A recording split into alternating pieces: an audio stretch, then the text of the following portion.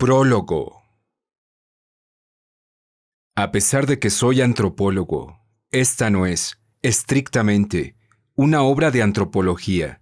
Sin embargo, tiene sus raíces en la antropología cultural, puesto que se inició hace años como una investigación de campo en esa disciplina.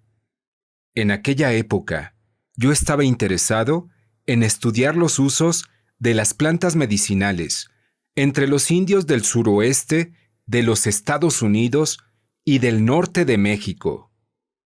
Mi investigación, con los años, se transformó en algo más, como consecuencia de su propio impulso y de mi propio crecimiento. El estudio de las plantas medicinales fue desplazado por el aprendizaje de un sistema de creencias que daba la impresión de abarcar, cuando menos, dos culturas distintas. El responsable de este cambio de enfoque en mi trabajo fue un indio yaqui del norte de México, don Juan Matus, quien más tarde me presentó a don Genaro Flores, un indio mazateco del México Central. Los dos eran adeptos practicantes de un antiquísimo conocimiento que en nuestros días se le llama comúnmente brujería y que se considera una forma primitiva de ciencia médica y psicológica, siendo en realidad una tradición de practicantes insólitamente disciplinados y de prácticas extraordinariamente sofisticadas. Los dos hombres se convirtieron en mis maestros más que en mis informantes, pero yo aún así persistía, de una manera desordenada, en considerar mi tarea como un trabajo antropológico.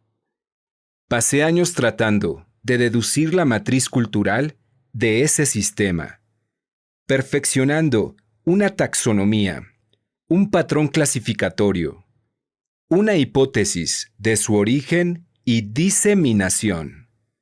Todo resultaron esfuerzos vanos ante el hecho de que las apremiantes fuerzas internas de ese sistema descarrilaron mi búsqueda intelectual y me convirtieron en su participante.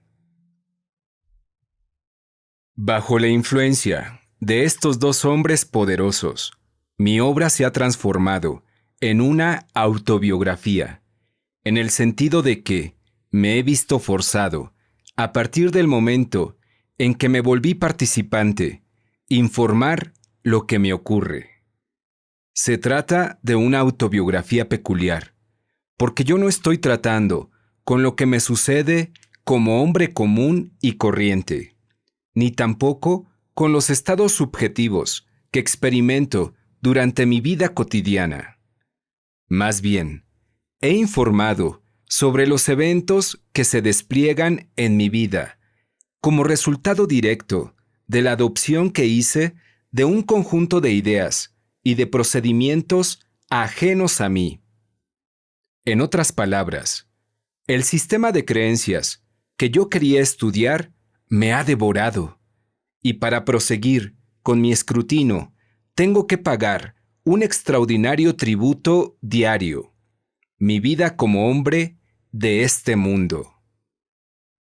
Debido a estas circunstancias, ahora me enfrento al problema especial de tener que explicar lo que estoy haciendo.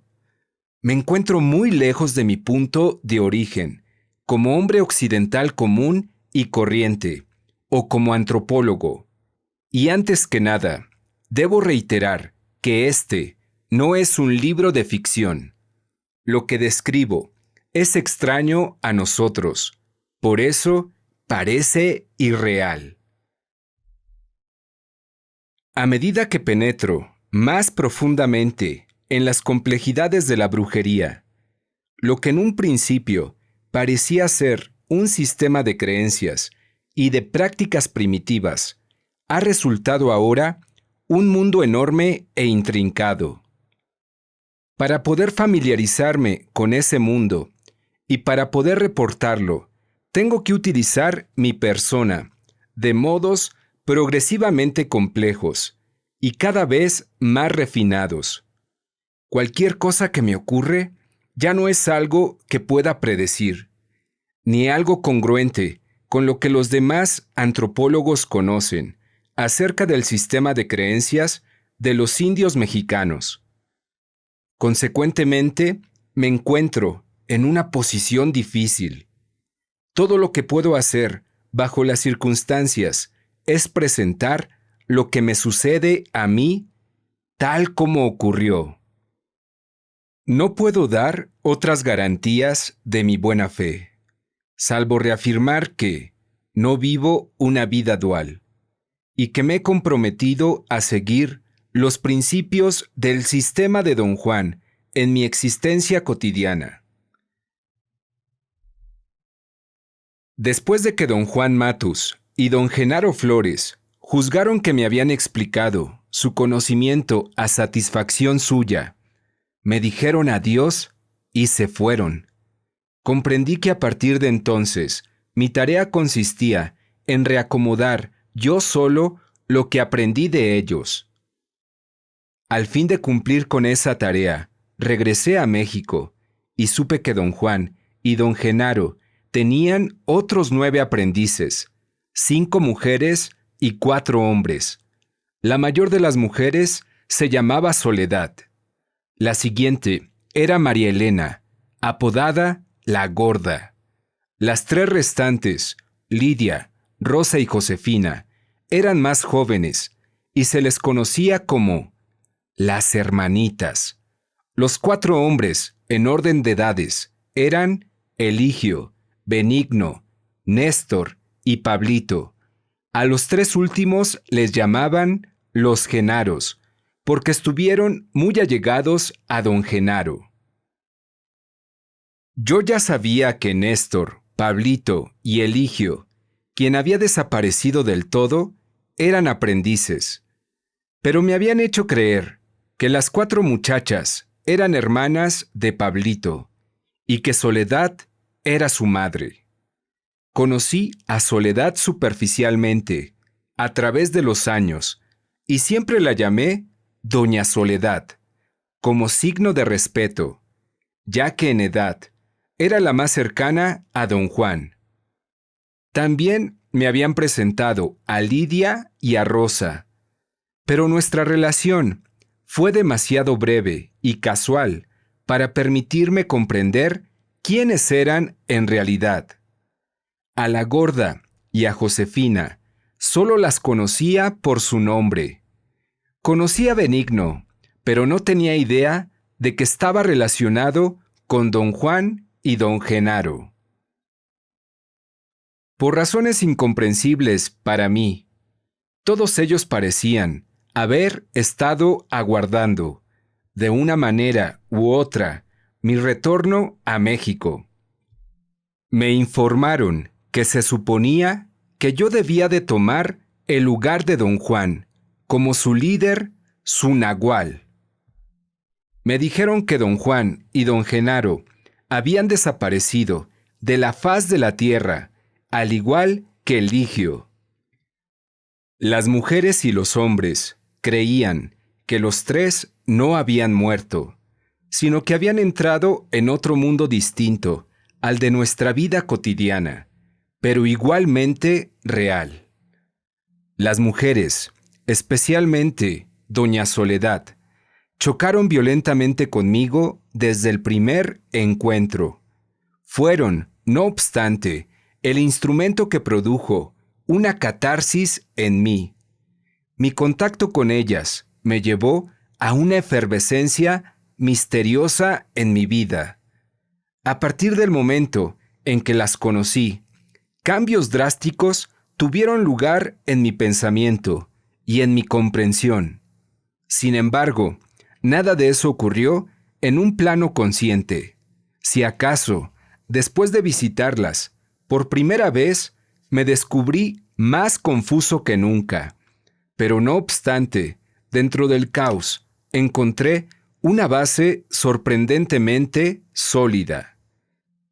Gracias al impacto de nuestro enfrentamiento, descubrí en mí recursos que jamás imaginé poseer.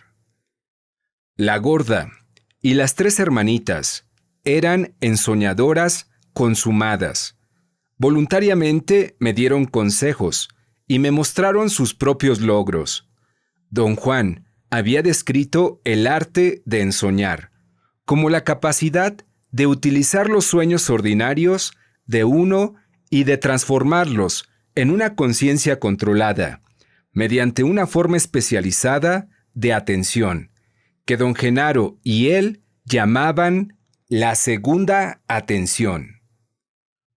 Yo esperaba que los 3 Genaros me enseñarían sus logros en el otro aspecto de las enseñanzas de don Juan y don Genaro, el de acechar. Este me había sido explicado como un conjunto de procedimientos y actitudes que le permitían a uno extraer lo mejor de cualquier situación concebible. Pero todo lo que los Genaros me dijeron acerca de acechar no tenía ni la cohesión, ni la fuerza que yo había anticipado. Concluí que los hombres no eran en verdad practicantes de ese arte o que, simplemente, no querían mostrármelo. Suspendí mis indagaciones para permitir que todos ellos pudieran sentirse a gusto conmigo. Pero tanto los hombres como las mujeres se imaginaron, puesto que ya no les formulaba preguntas, que al final yo actuaba como nagual. Cada uno de ellos exigió mi guía y mi consejo. Para acceder a esto, me vi obligado a llevar a cabo una recapitulación total de todo lo que don Juan y don Genaro me habían enseñado y de penetrar aún más en el arte de la brujería.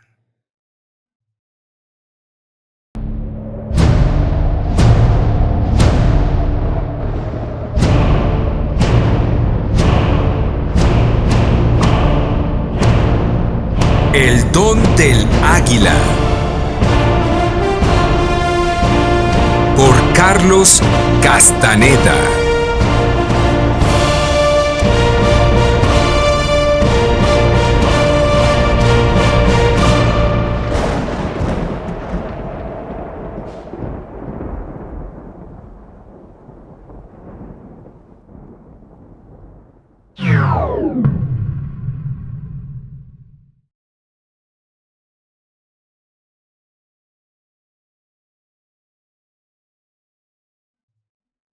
Hoy te presento el capítulo número 1. La fijeza de la segunda atención. Era tarde cuando llegué a donde vivían la gorda y las hermanitas. La gorda estaba sola, sentada, afuera de la puerta, contemplando las montañas distantes. Se pasmó al verme. Me explicó que había estado completamente absorta en un recuerdo y que en un momento estuvo a punto de recordar algo muy vago y que tenía que ver conmigo. Esa noche, después de cenar, la gorda, las 3 hermanitas, los 3 Genaros y yo nos sentamos en el suelo del cuarto de la gorda. Las mujeres se acomodaban juntas. Por alguna razón, aunque tenía la misma familiaridad con cada uno de ellos, había inconscientemente elegido a la gorda como recipiente de toda mi atención. Era como si los demás no existieran para mí. Especulé que quizás se debía a que la gorda me recordaba a don Juan, y los demás no. Existía algo gracioso en ella, pero esa gracia no se hallaba tanto en sus acciones como en mis sentimientos hacia ella. Querían saber qué estuve haciendo antes de llegar. Les dije que acababa de estar en la ciudad de Tula Hidalgo, donde había visitado las ruinas arqueológicas. Me impresionó notablemente una hilera de 4 colosales figuras de piedra, con forma de columna, llamadas los Atlantes, que se hallaban en la parte superior plana de una pirámide. Cada una de estas figuras, casi cilíndricas, que miden 5 metros de altura y 1 de diámetro, está compuesta de 4 distintas piezas de basalto, talladas para representar lo que los arqueólogos creen ser guerreros toltecas, que llevan su parafernalia guerrera. A unos 7 metros de cada uno de los atlantes se encuentra otra hilera de 4 columnas rectangulares, de la misma altura y anchura de las primeras, también hechas con 4 piezas distintas de piedra. El impresionante escenario de los Atlantes fue encarecido aún más para mí, por lo que me contó el amigo que me había llevado al lugar. Me dijo que un guardián de las ruinas le reveló que él había oído durante la noche caminar a los Atlantes, de tal forma que debajo de ellos el suelo se sacudía. Pedí comentarios a los genaros. Se mostraron tímidos y emitieron risitas. Me volví a la gorda, que se hallaba sentada junto a mí, y le pedí directamente su opinión. Yo nunca he visto esas figuras, aseguró. Nunca he estado en Tula. La mera idea de ir a ese pueblo me da miedo. ¿Por qué te da miedo, gorda?, pregunté. A mí me pasó una cosa muy rara en las ruinas de Monte Albán, en Oaxaca, contestó. Yo me iba mucho a andar por esas ruinas, a pesar de que el nahual Juan Matus me dijo que no pusiera un pie allí. No sé por qué, pero me encantaba ese lugar. Cada vez que llegaba a Oaxaca, iba allí.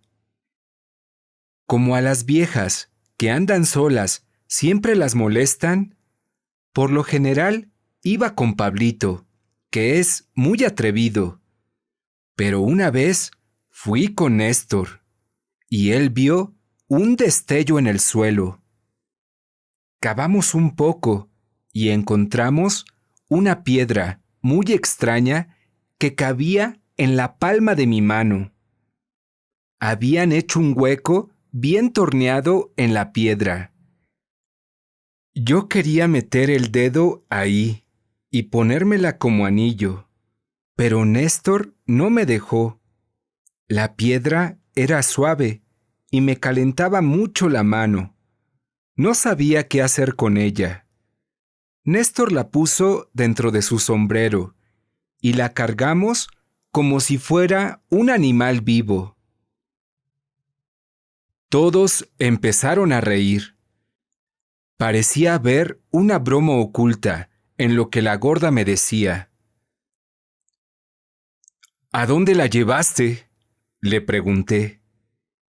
La trajimos aquí, a esta casa, respondió, y esa aseveración generó risas incontenibles en los demás. Tosieron y se ahogaron de reír. La gorda es la que pagó por el chiste, explicó Néstor. Tienes que verla cómo es, terca como una mula. El nahual ya le había dicho que no se metiera con piedras, o con huesos, o con cualquier cosa que encontrara enterrada en el suelo. Pero ella se escurría, como ladrón, cuando él no se daba cuenta, y recogía toda clase de porquerías. Ese día, en Oaxaca, La gorda se emperró en que debíamos llevarnos esa maldita piedra. Nos subimos con ella al camión y la trajimos hasta aquí, hasta este pueblo, y luego hasta este mismo cuarto. El nagual y Genaro estaban de viaje, prosiguió la gorda. Me sentí muy audaz, metí el dedo en el agujero y me di cuenta de que esa piedra había sido cortada para llevarla en la mano.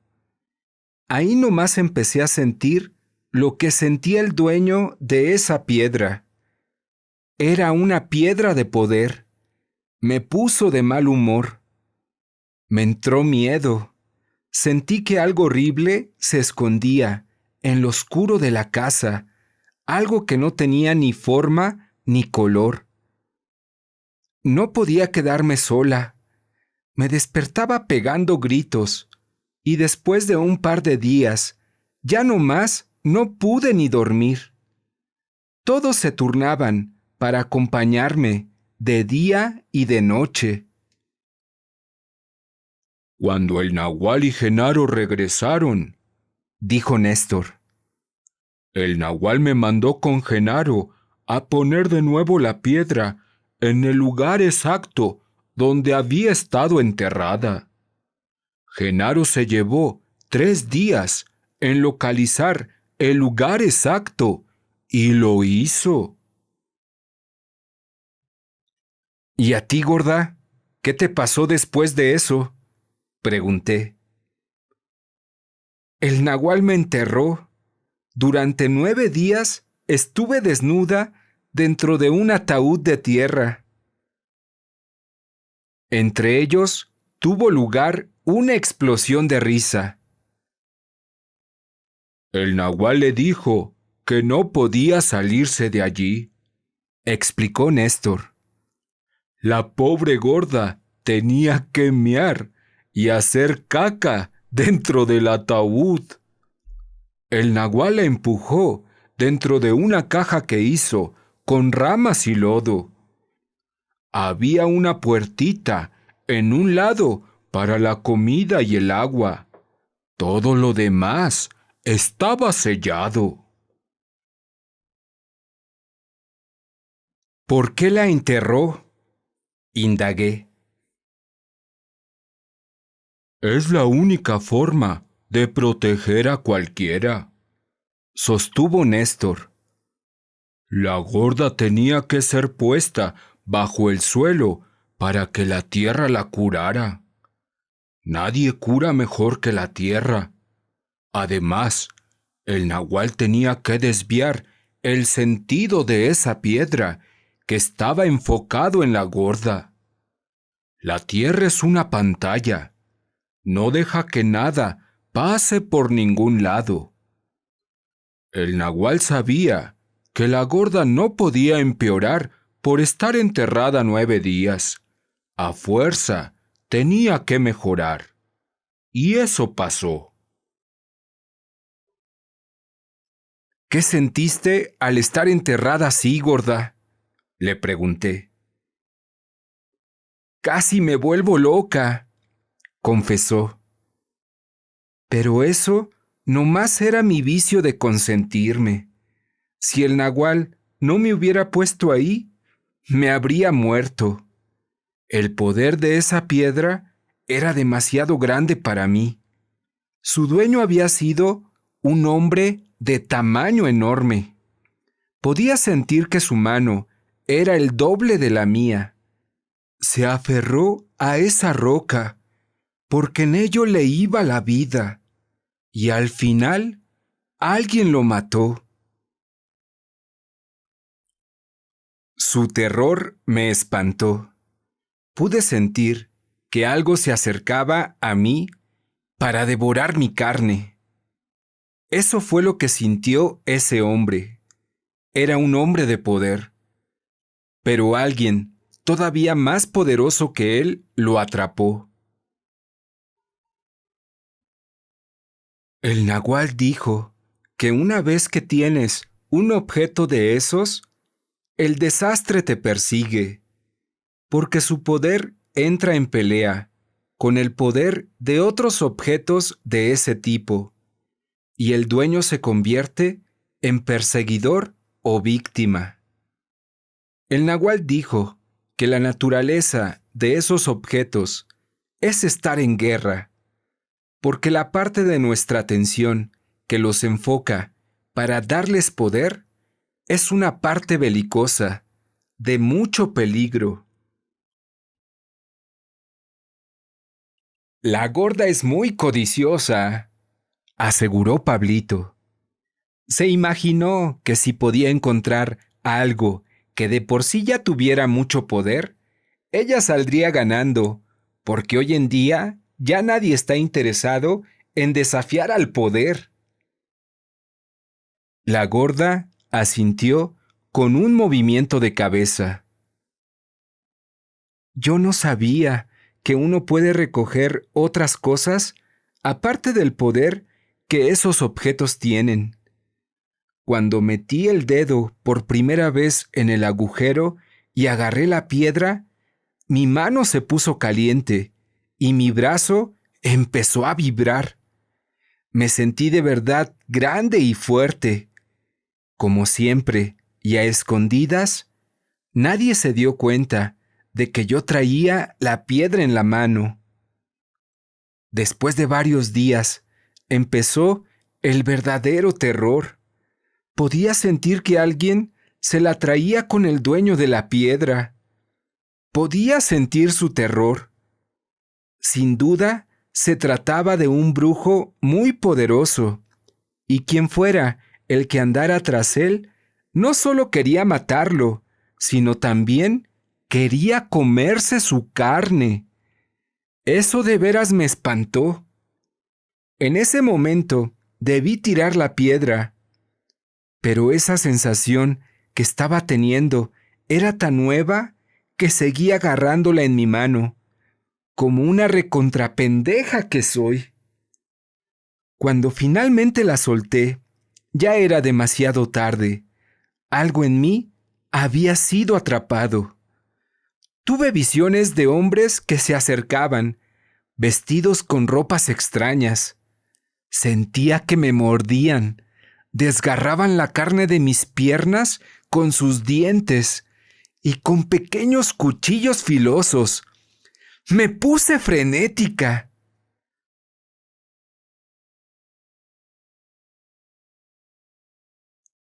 ¿Y cómo explicó don Juan esas visiones?, pregunté. Dijo que ésta ya no tenía defensas, intervino Néstor, y que por eso podía recoger la fijeza de ese hombre, su segunda tensión, que había sido vertida en esa piedra. Cuando lo estaban matando, se aferró de la piedra para así poder juntar toda su concentración. El Nahual dijo que el poder del hombre se desplazó del cuerpo a la piedra. Sabía lo que estaba haciendo y no quería que sus enemigos se beneficiaran devorando su carne. El Nahual también dijo que los que lo mataron sabían todo esto y por eso se lo comieron vivo, para poder adueñarse de todo el poder que le quedara. Deben haber enterrado la piedra para evitarse problemas. Y la gorda y yo, como dos pendejos, la encontramos y la desenterramos. La gorda asintió 3 o 4 veces. Tenía una expresión sumamente seria. El Nahual me dijo que la segunda tensión es la cosa más feroz que hay, declaró. Si se le enfoca en objetos, no hay nada más horrendo. Lo que es horrible es que nos aferramos, Dijo Néstor. El hombre que era dueño de la piedra se aferraba a su vida y a su poder. Por eso se horrorizó tanto cuando sintió que le quitaban la carne a mordidas. El nahual nos dijo que si ese hombre hubiera dejado de ser posesivo y se hubiese abandonado a su muerte, cualquiera que fuese, no habría sentido ningún temor. La conversación se apagó. Les pregunté a los demás si tenían algo que decir. Las hermanitas me miraron con fuego en los ojos. Benigno rió quedito y escondió su rostro con el sombrero.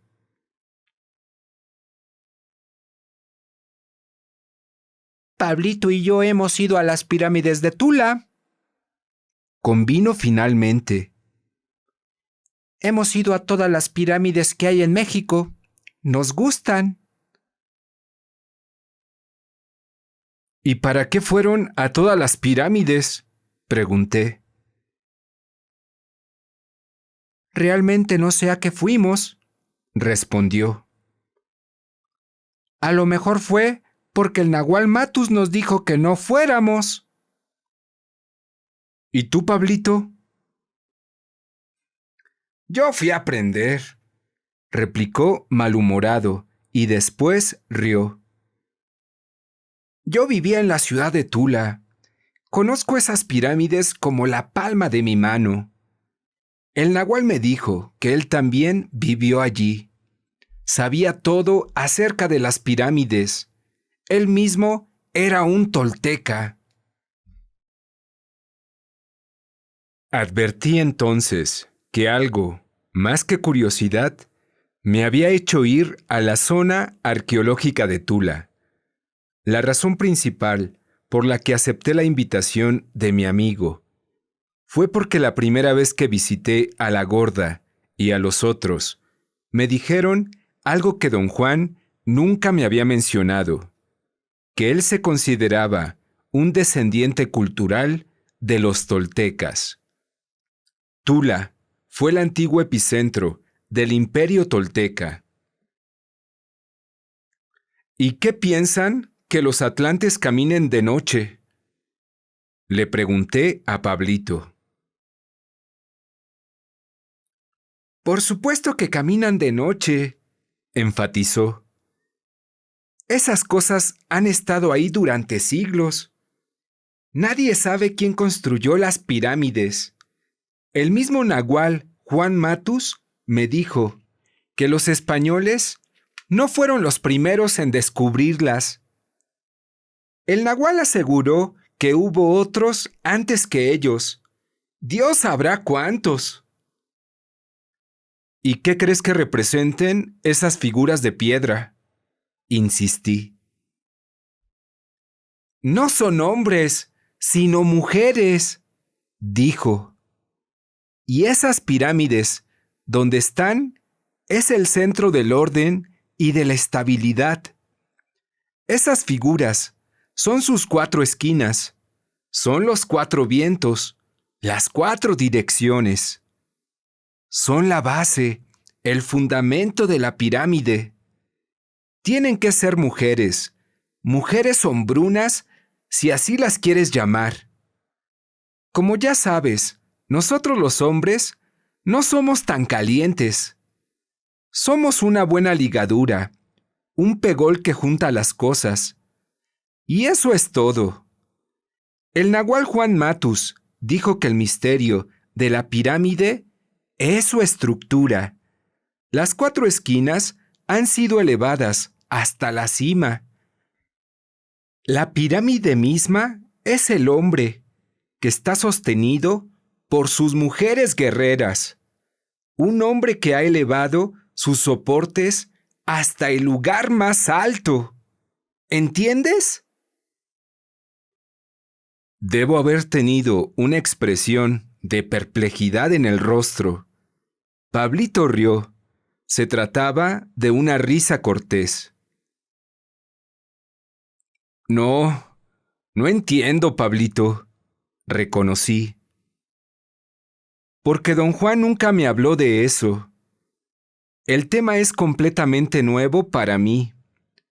Por favor, dime todo lo que sepas. Lo que se conoce como Atlantes son el Nahual. Son mujeres ensoñadoras. Representan el orden de la segunda tensión que ha sido traída a la superficie. Por eso son tan temibles y misteriosas. Son criaturas de guerra, pero no de destrucción. La otra hilera de columnas, las rectangulares, representan el orden de la primera tensión, el tonal. Son acechadoras, por eso están cubiertas de inscripciones. Son muy pacíficas y sabias. Lo contrario de la hilera de enfrente. Pablito dejó de hablar y me miró casi desafiante. Después sonrió. Pensé que iba a explicar lo que había dicho, pero guardó silencio, como si esperara mis comentarios. Le dije cuán perplejo me hallaba y le urgí a que continuara hablando. Pareció indeciso, me miró un momento y respiró largamente. Apenas había comenzado a hablar, cuando las voces de los demás se alzaron en un clamor de protestas. El Nahual ya nos explicó todo eso a nosotros, advirtió la gorda impacientemente. ¿Por qué tienes que hacerlo repetir? Traté de hacerles comprender que en verdad yo no tenía la menor idea de lo que hablaba Pablito. Le rogué que continuara con su explicación. Surgió otra oleada de voces que hablaban al mismo tiempo.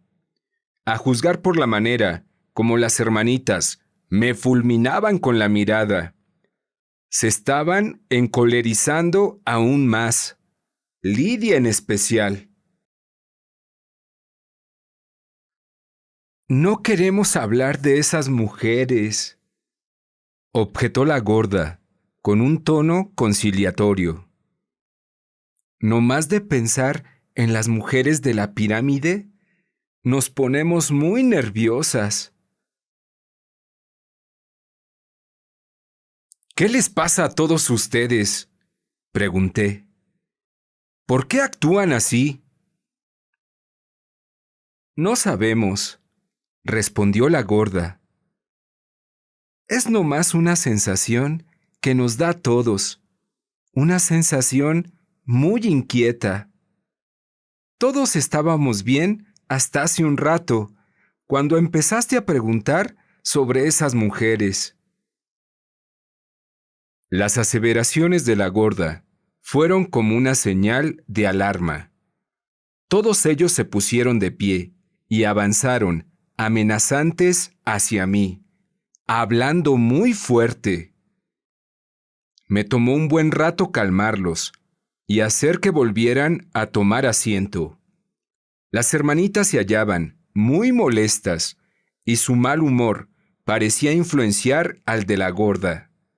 Los tres hombres mostraban mayor control. Me enfrenté a Néstor y le pedí, lisa y llanamente, que me explicara por qué las mujeres se habían agitado tanto. Era obvio que yo me hallaba, involuntariamente, haciendo algo que las exasperaba. Yo verdaderamente no sé lo que es, respondió. Es que ninguno de nosotros aquí sabe lo que nos sucede. Todo lo que sabemos es que nos sentimos mal y nerviosos. ¿Es porque estamos hablando de las pirámides? Les consulté. Debe ser por eso, respondió sombrío. Yo mismo no sabía que esas figuras fuesen mujeres.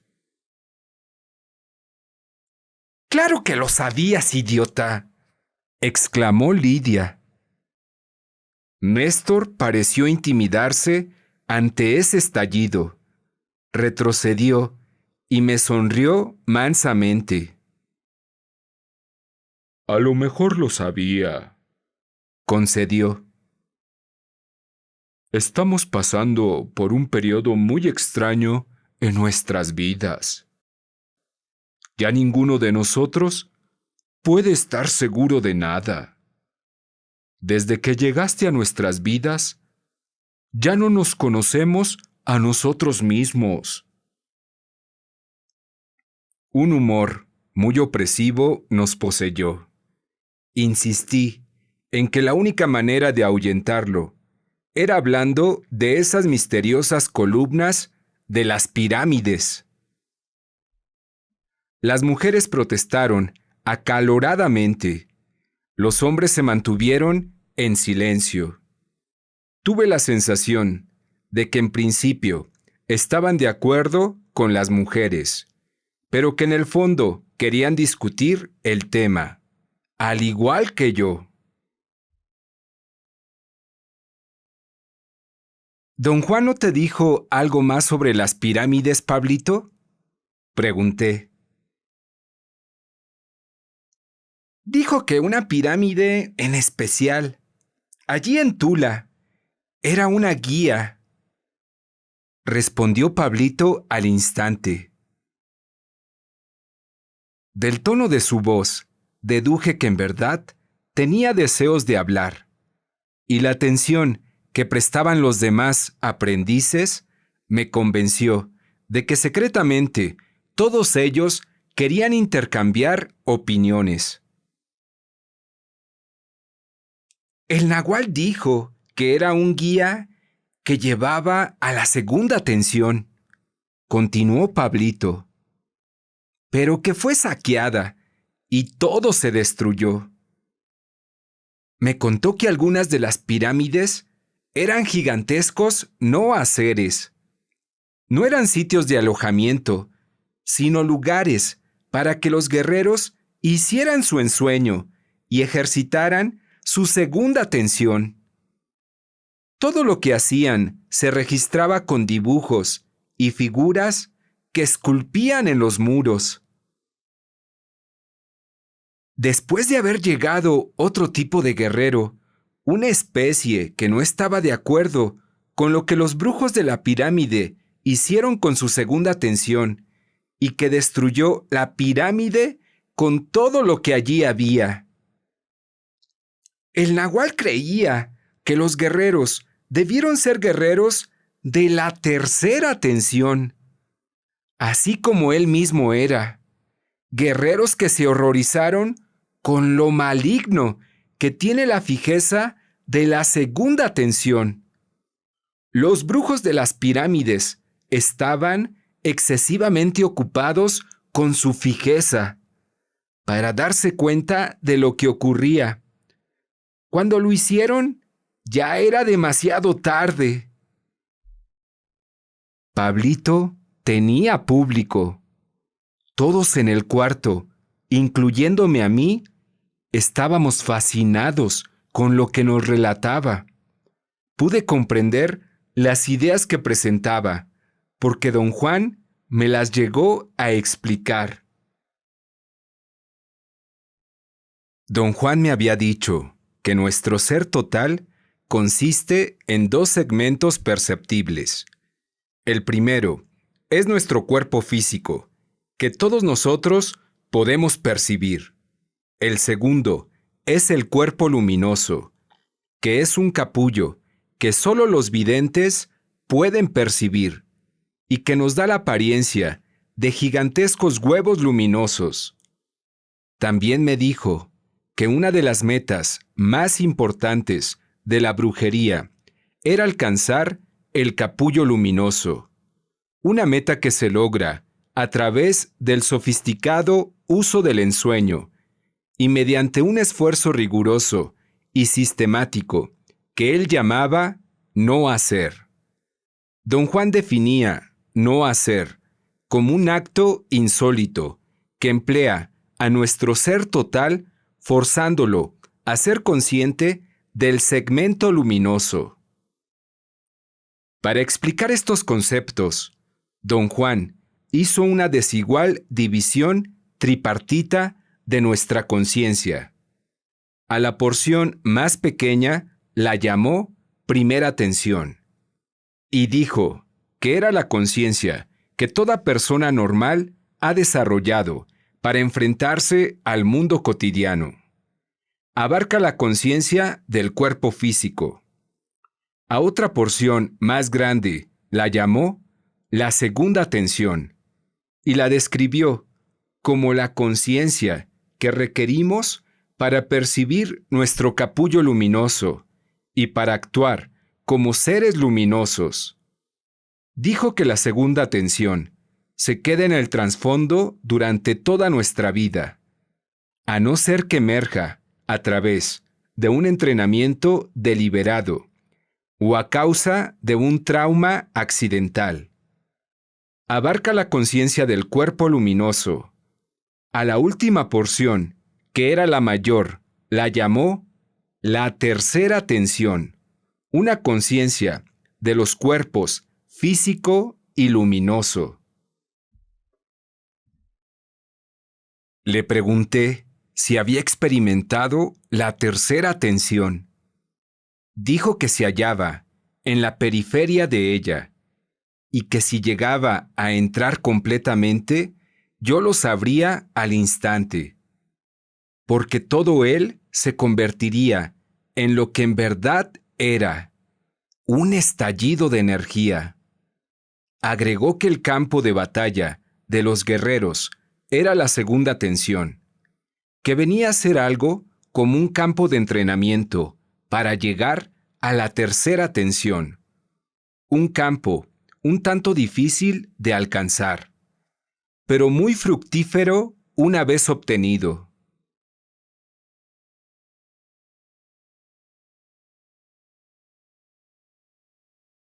Las pirámides son dañinas, continuó Pablito, en especial para brujos desprotegidos como nosotros, pero son todavía peores para guerreros sin forma, como la gorda.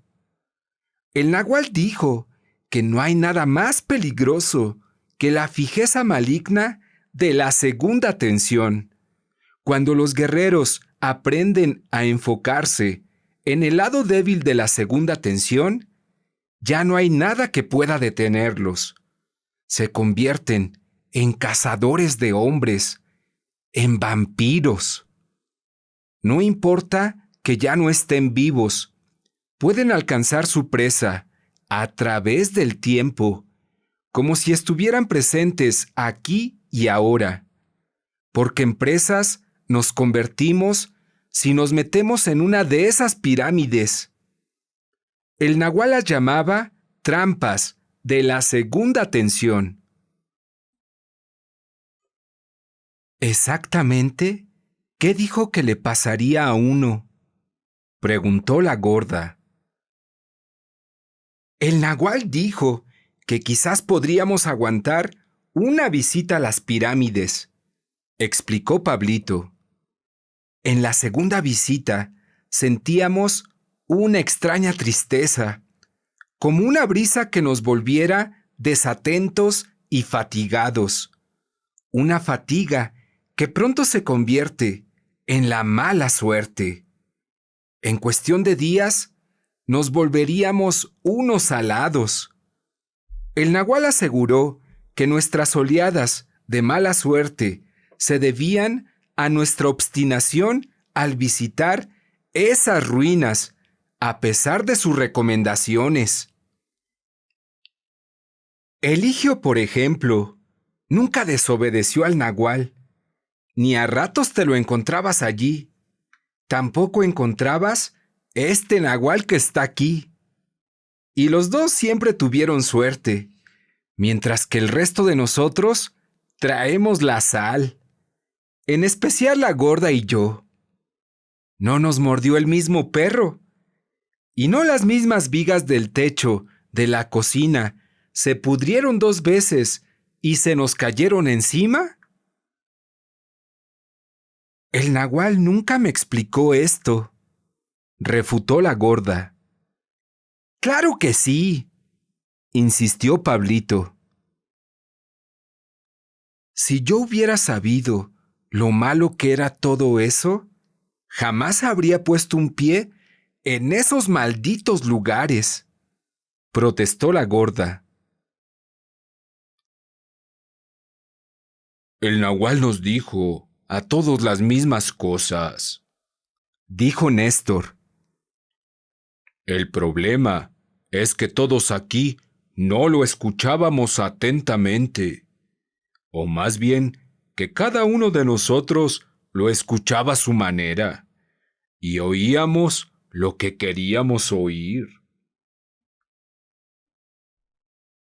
El nahual explicó que la fijeza de la segunda tensión tiene 2 caras.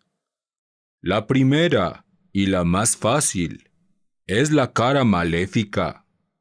Sucede cuando los soñadores usan su ensueño para enfocar la segunda tensión en las cosas de este mundo, como dinero o poder sobre la gente.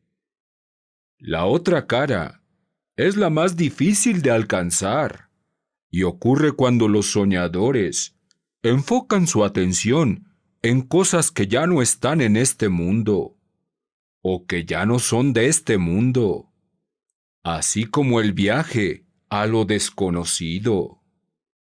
Los guerreros necesitan una impecabilidad sin fin para alcanzar esta cara.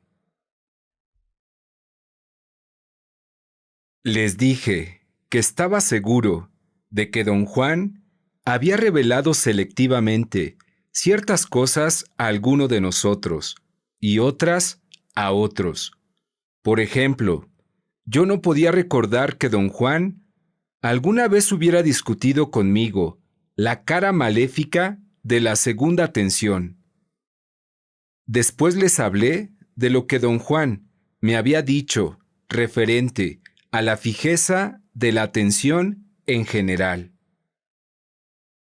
Empezó por dejar en claro que, para él, todas las ruinas arqueológicas de México, especialmente las pirámides, eran dañinas para el hombre moderno.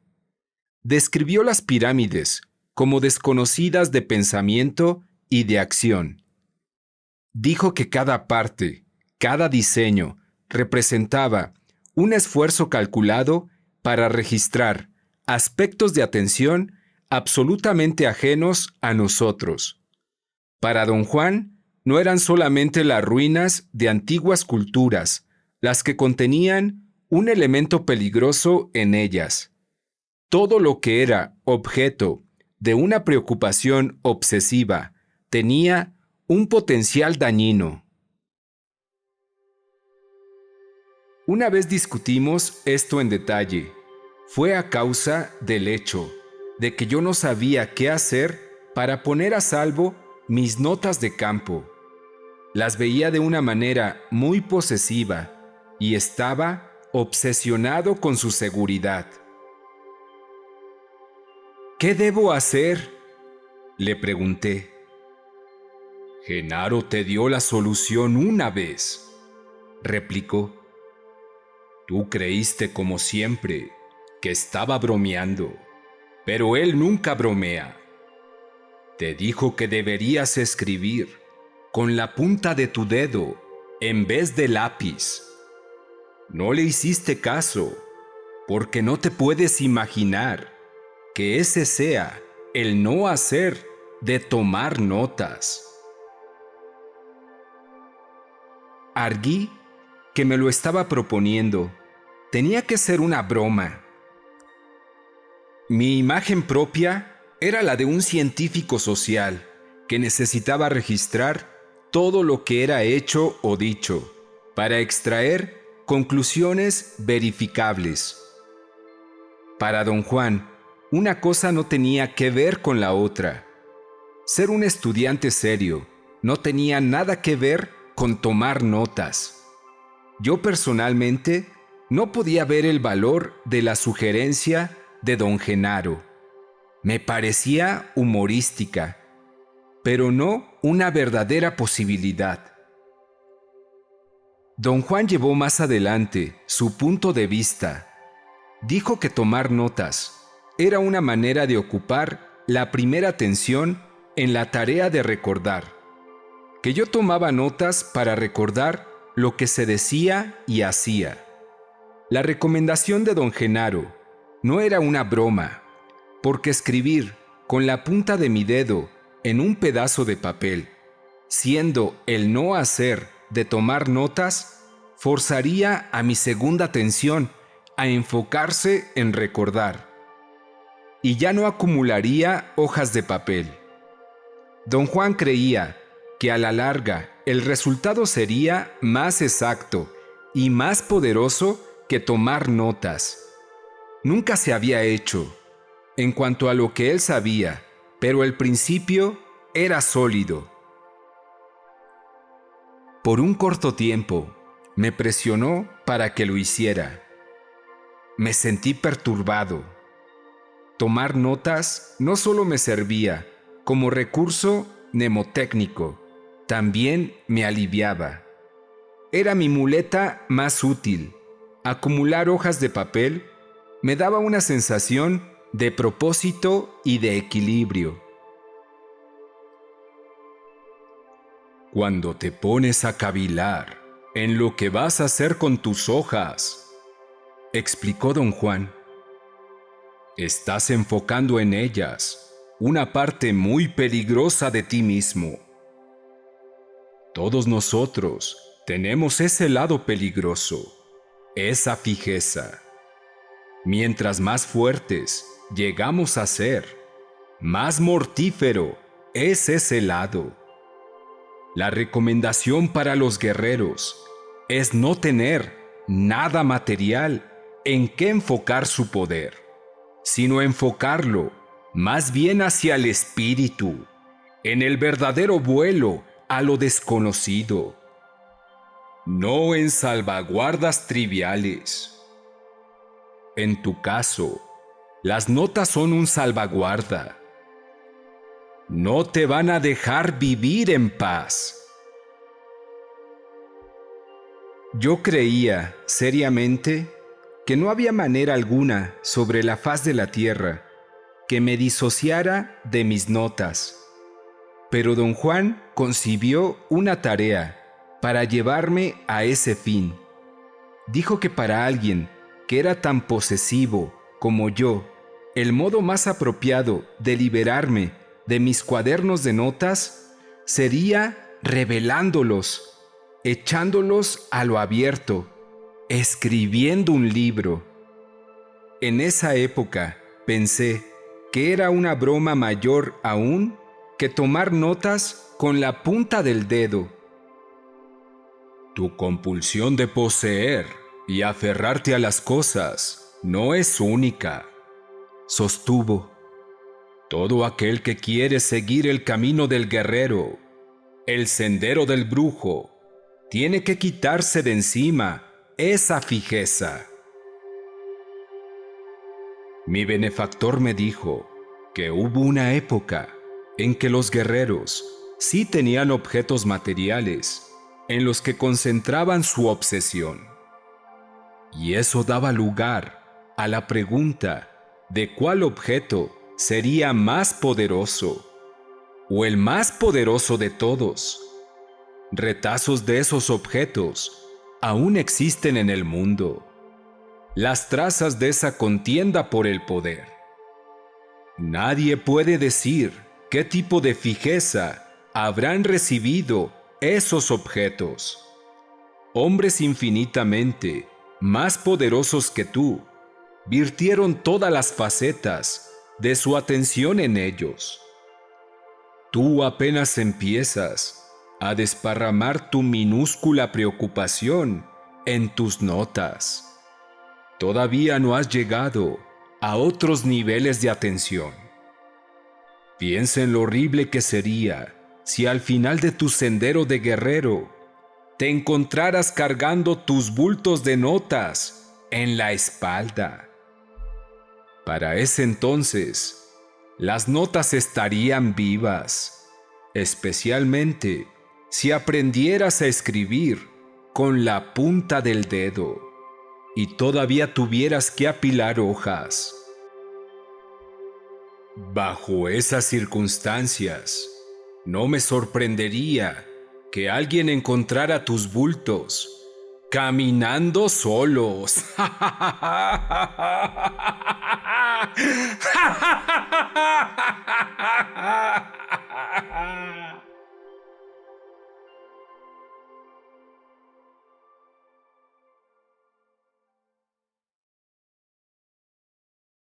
Para mí es fácil comprender por qué el nahual Juan Matus no quería que tuviéramos posesiones, señaló Néstor, después de que concluí de hablar.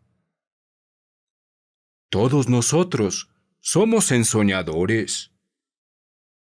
No quería que enfocáramos nuestro cuerpo de ensueño en la cara débil de la segunda tensión. Yo no entendí sus maniobras en aquellos días. Me chingaba el hecho de que me hizo deshacerme de todo lo que tenía. Pensé que era injusto. Creí que me estaba tratando de evitar que Pablito y Benigno me tuvieran envidia, porque ellos no poseían nada. En comparación, yo era pudiente. En esa época, yo no tenía idea de que el nahual estaba protegiendo mi cuerpo de ensueño. Don Juan me había descrito el ensoñar de diversas maneras.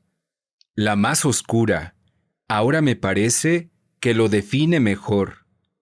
Dijo que ensoñar intrínsecamente es el no hacer de dormir.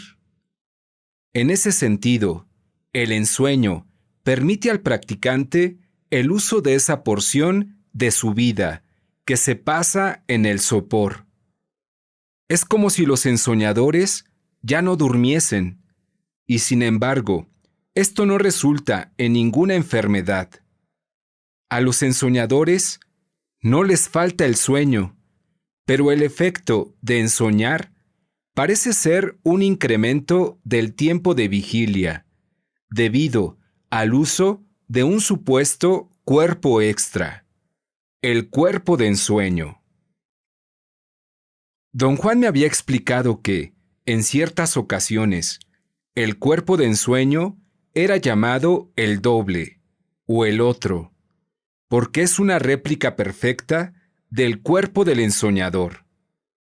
Inherentemente, se trata de la energía del ser luminoso, una emanación blancuzca, fantasmal, que es proyectada mediante la fijeza de la segunda tensión en una imagen tridimensional del cuerpo. Don Juan me advirtió que el cuerpo de ensueño no es un fantasma, sino que es tan real como cualquier cosa con la que tratamos en el mundo. Dijo que, inevitablemente, la segunda tensión es empujada a enfocar nuestro ser total como campo de energía y que transforma esa energía en cualquier cosa apropiada. Lo más fácil, por supuesto, es la imagen del cuerpo físico, con la cual estamos completamente acostumbrados en nuestras vidas diarias, gracias al uso de nuestra primera atención. Lo que canaliza la energía de nuestro ser total para producirse cualquier cosa que pueda hallarse dentro de los límites de lo posible es conocido como voluntad. Don Juan no podía decir cuáles eran esos límites, salvo que al nivel de seres luminosos, nuestro alcance es tan amplio que resulta vano tratar de establecer límites, de modo que la energía de un ser luminoso puede transformarse en cualquier cosa mediante la voluntad.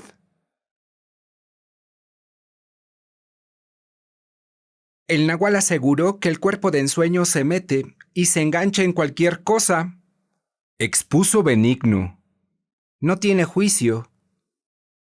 Me dijo que los hombres son más débiles que las mujeres porque el cuerpo de ensueño de un hombre es más posesivo. Las hermanitas demostraron su acuerdo al unísono, con un movimiento de cabeza. La gorda me miró y sonrió. El nahual me dijo que tú eres el rey de los posesivos.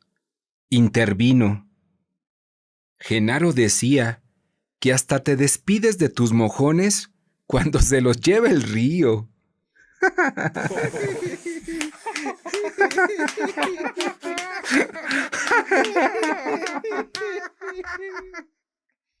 Las hermanitas se revolcaron de risa.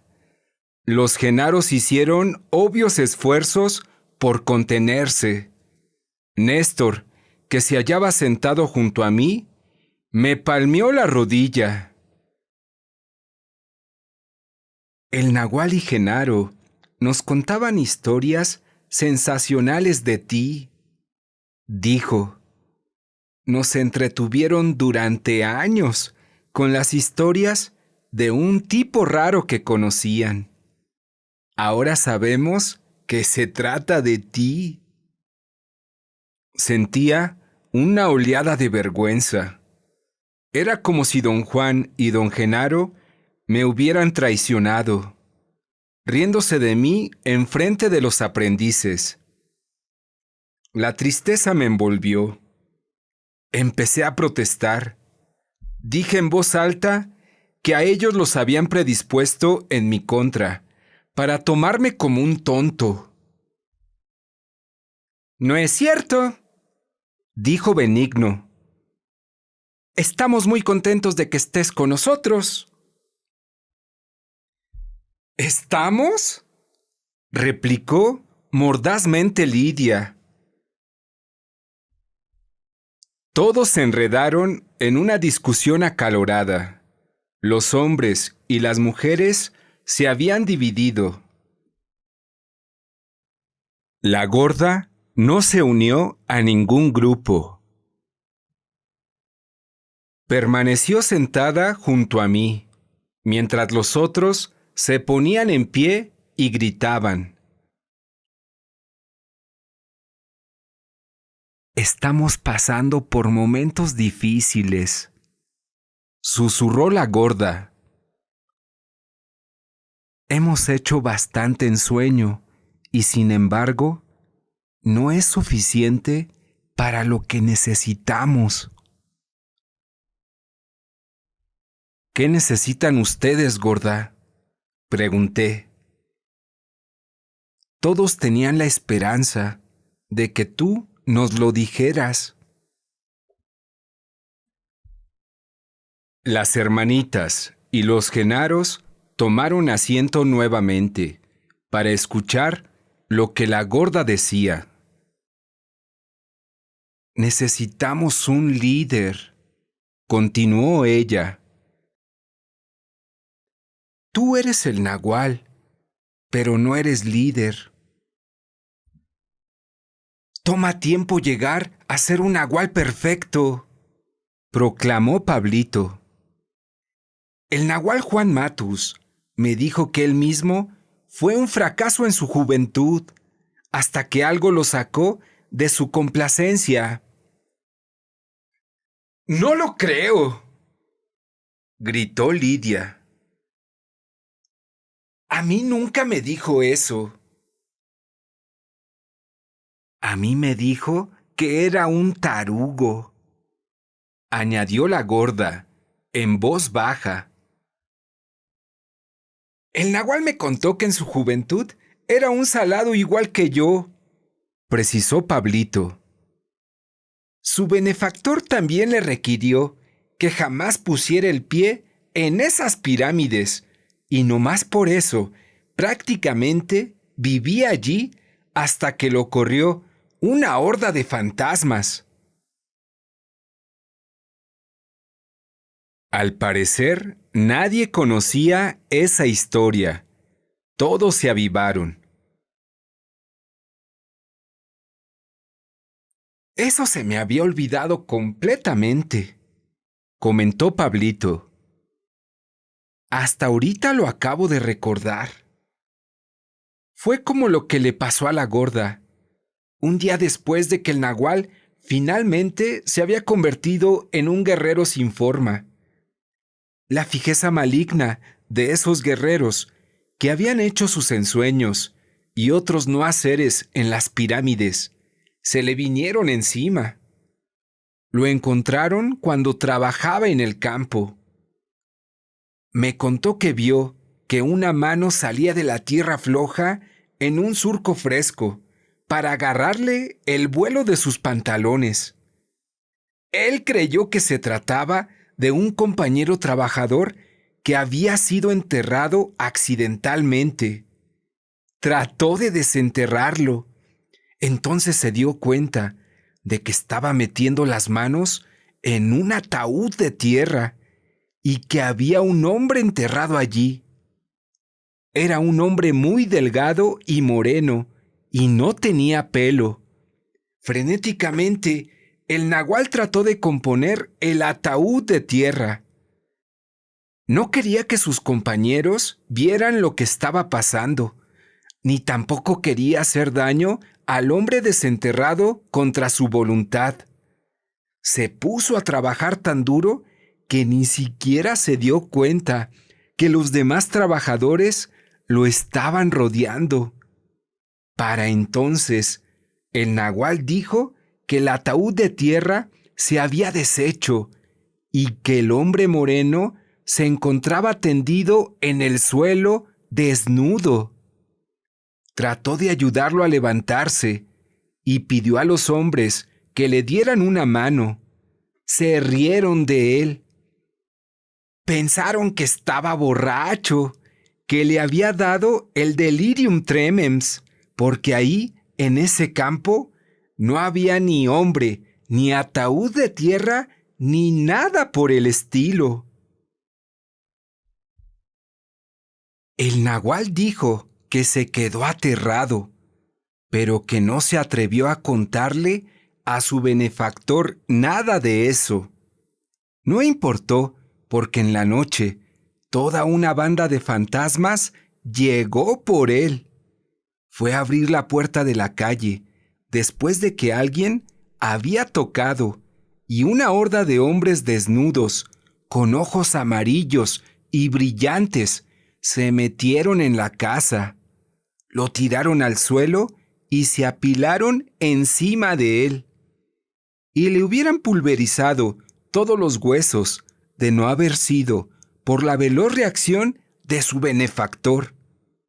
Vio a los fantasmas y empujó al nahual hasta ponerlo a salvo en un hueco en la tierra, que siempre tenía convenientemente abierto en la parte de atrás de su casa. Enterró allí al nahual mientras los fantasmas se acurrucaron alrededor, esperando su oportunidad. El nahual admitió que se espantó tanto que todas las noches él solito se metía otra vez a su ataúd de tierra a dormir, hasta mucho después de que los fantasmas desaparecieron.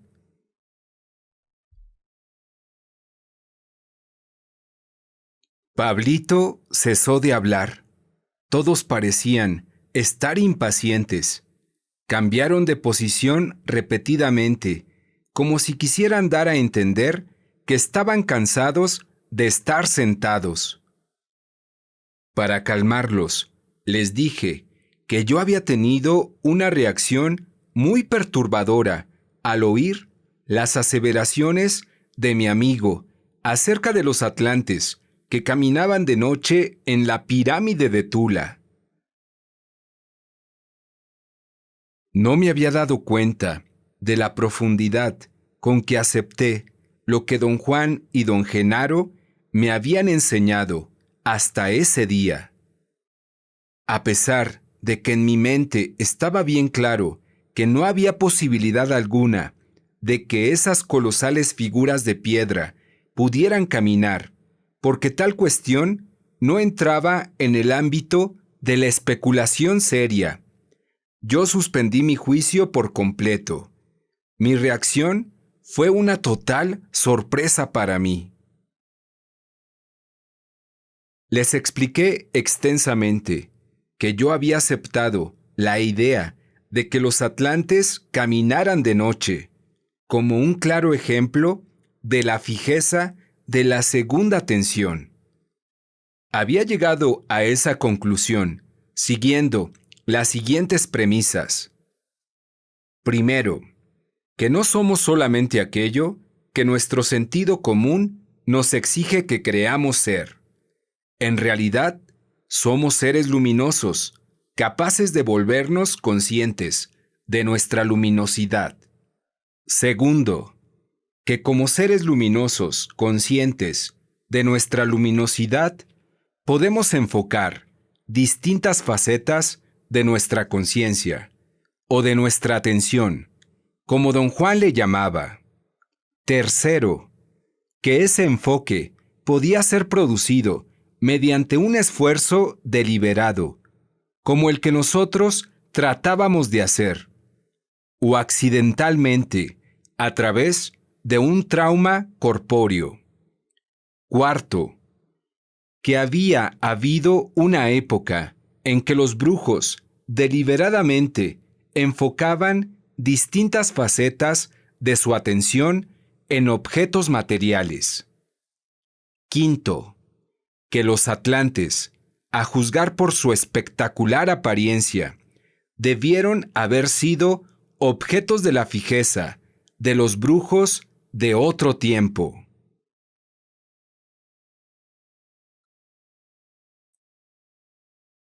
Dije que el guardia que le dio la información a mi amigo, sin duda, había enfocado otra faceta de su atención. Él podía haberse convertido involuntariamente, aunque solo por un momento, en un receptor de las proyecciones de la segunda tensión de los brujos de la antigüedad. No era tan desmedido para mí, entonces, que ese hombre hubiera visualizado la fijeza de aquellos brujos. Si ellos eran miembros de la tradición de don Juan y de don Genaro, debieron haber sido practicantes impecables, en cuyo caso no habría límite para lo que podrían llevar a cabo con la fijeza de su segunda tensión. Si su intento era que los atlantes caminaran de noche, entonces los atlantes caminaban de noche. Mientras yo hablaba, las hermanitas se pusieron muy enojadas y nerviosas conmigo. Cuando concluí, Lidia me acusó de no hacer nada más que hablar. Se pusieron en pie y se fueron sin siquiera despedirse. Los hombres la siguieron, pero se detuvieron en la puerta para estrecharme la mano. La gorda y yo nos quedamos en el cuarto. Hay algo que anda muy mal con esas mujeres, censuré. No, nada más están cansadas de hablar. Disculpó la gorda. Esperan que tú actúes en vez de hablar.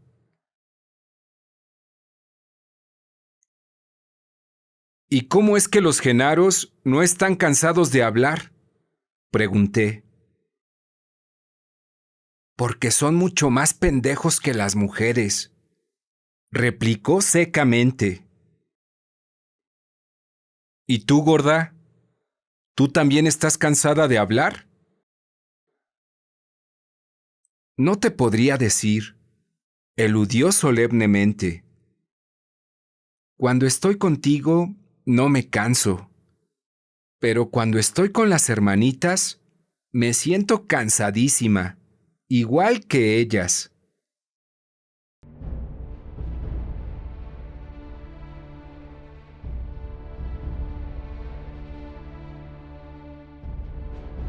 Durante los siguientes días, los cuales pasaron sin acontecimientos, resultó obvio que las hermanitas estaban completamente enemistadas conmigo. Los Genaros, a duras penas, me toleraban. Solo la gorda parecía alinearse conmigo. Me causó sorpresa. Se lo pregunté antes de volverme a Los Ángeles.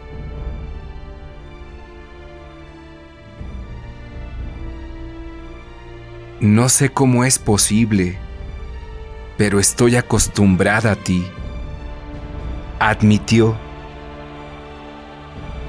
Es como si tú y yo estuviéramos unidos, y las hermanitas y los Genaros estuvieran en un mundo distinto.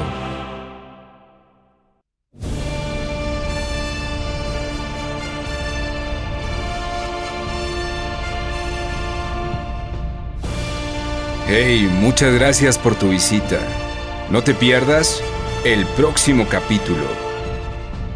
Viendo juntos.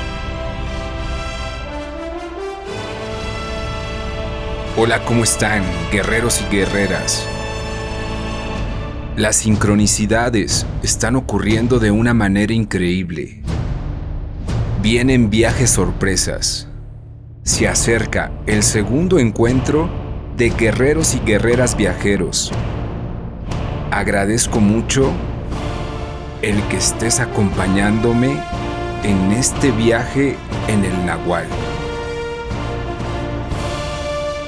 Que tengas un excelente momento. ¡Fuerza en ti!